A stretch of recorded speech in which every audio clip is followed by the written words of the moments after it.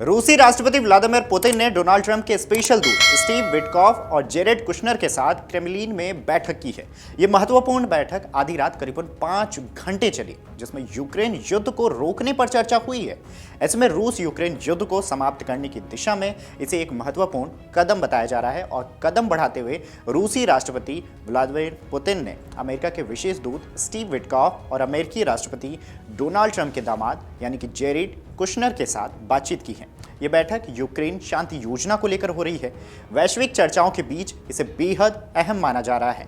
बैठक में पुतिन के सलाहकार भी मौजूद थे। मॉस्को में करीबन 5 घंटे चली इस सीक्रेट मीटिंग में अमेरिकी प्रतिनिधि मंडल और रूसी अधिकारियों ने यूक्रेन युद्ध खत्म करने के संभावित रास्तों पर चर्चा की है। बैठक के बाद दोनों पक्षों ने कोई आधिकारिक बयान जारी नहीं किया है, लेकिन बैठक के बाद विटकॉफ को मॉस्को की यूएस एम्बेसी पहुंचते देखा गया।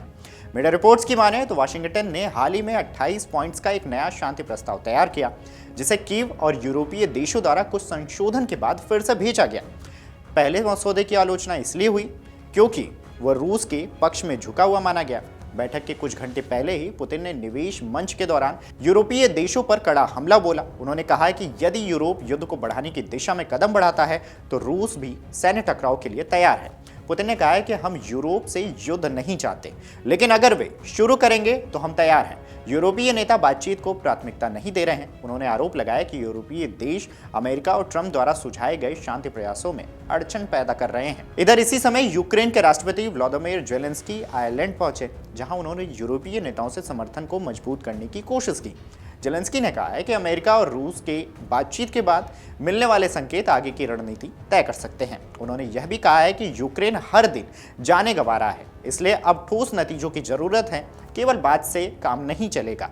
उधर अमेरिकी विदेश मंत्री मार्को रूबियो ने कीव की राष्ट्रीय सुरक्षा और रक्षा परिषद प्रमुख रुस्तेम उमेरोव के साथ बातचीत की है, बैठक की है। रूबियो ने चर्चा को उपयोगी लेकिन जटिल बताया है। आपको बता दें कि इससे पहले यानी कि इस बैठक से ठीक पहले पुतिन ने यूरोप पर आरोप लगाए।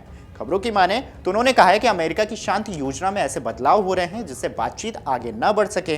पुतिन ने यह भी कहा कि रूस युद्ध नहीं चाहता, लेकिन अगर यूरोप लड़ाई शुरू करना चाहता है तो रूस तैयार है।